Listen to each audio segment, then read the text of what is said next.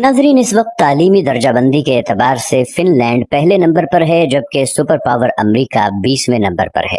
2023 तक फिनलैंड दुनिया का वाहिद मुल्क होगा जहां मजमून यानी सब्जेक्ट नाम की कोई चीज स्कूलों में नहीं पाई जाएगी। फिनलैंड का कोई भी स्कूल ज्यादा से ज्यादा 195 बच्चों पर मुश्तमिल होता है, जबकि 19 बच्चों पर एक टीचर होता है। दुनिया में सबसे लंबी ब्रेक भी फिनलैंड में ही होती है। बच्चे अपने स्कूल टाइम का 75 मिनट ब्रेक में गुजारते हैं।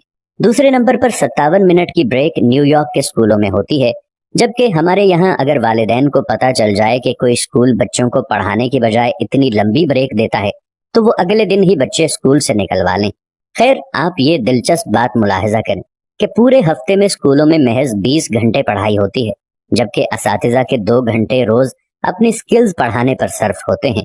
7 साल से पहले बच्चों के लिए पूरे मुल्क में कोई स्कूल नहीं है और 15 साल से पहले किसी भी किस्म का कोई बाकायदा इम्तिहान भी नहीं है।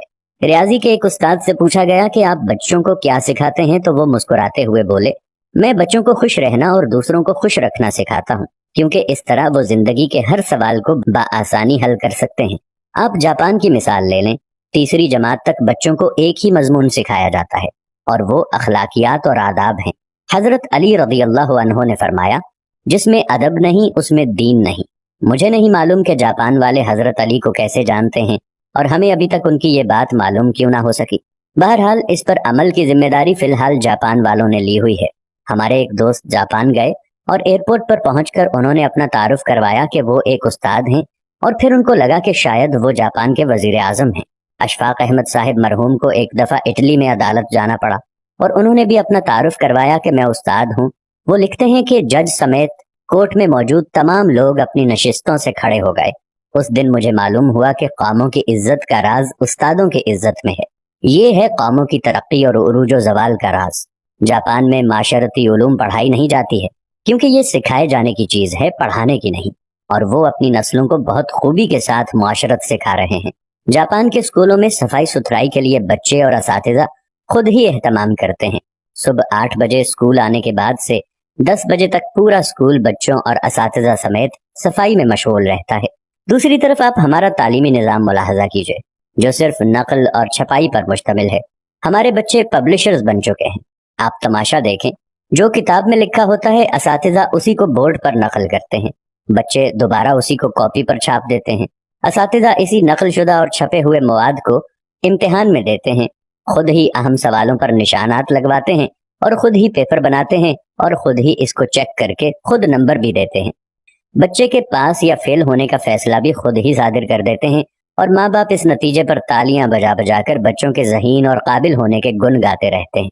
जिनके बच्चे फेल हो जाते हैं वो इस नतीजे पर अफसोस करते रहते हैं और अपने बच्चों को कूड़ मगज और कुंद जहन का ताना देते रहते हैं।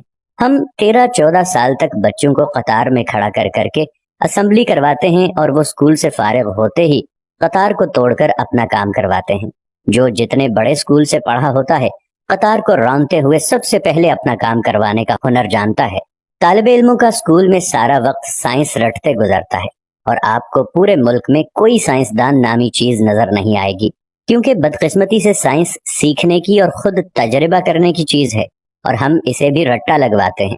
आप हैरान होंगे, मैट्रिक क्लास का पहला इम्तिहान 1858 में हुआ और बरतानवी हुकूमत ने यह तय किया कि बर्रे सगीर के लोग हमारी अक्ल से आधे होते हैं, इसलिए हमारे पास पासिंग मार्क्स 65 हैं, तो बर्रे सगीर वालों के लिए 32.5 होने चाहिए। 2 साल बाद 1860 में असातिज़ा की आसानी के लिए पासिंग मार्क्स 33 कर दिए गए और हम भी इन 33 नंबरों से अपने बच्चों की जहानत को तलाश करने में मसरूफ हैं।